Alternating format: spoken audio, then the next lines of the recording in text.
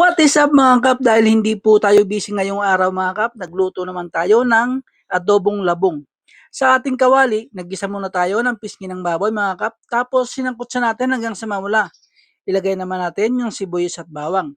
Sili na rin para may konting sipa at mas masarap yung ating adobo mamaya. Pagkatapos, ilalagay naman natin yung ating labong. Yung labong po na yan, inilaga na po natin yan ng medyo matagal-tagal para malambot na. Pagkatapos, lagyan natin ng tubig, takloban at pakukuluin. Pagkatapos, lagyan natin ng mga pampalasang sangkap, toyo, oyster, liaperins kung meron lang, okay na yan. Pagkatapos, paminta, tsaka yung bechin mga kap. O ayan, halu-haluin lang natin para mag-mix yung ating mga ingredients na nilagay. At ayan, tingnan natin mga kap kung malambot na yung ating adobong labong. At ayan, medyo okay na yan mga kap.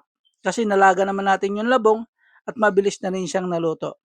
Pagkatapos, lagyan natin ng siling panigang hiniwa ng pahalang bago natin sandukin. At ayan mga kap, luto na nga yung ating adobong labong. Sandok na at oras na ng pananghalian. Tayo kakain na mga kap. Tingnan mo naman, quality quality. Talap-talap na naman!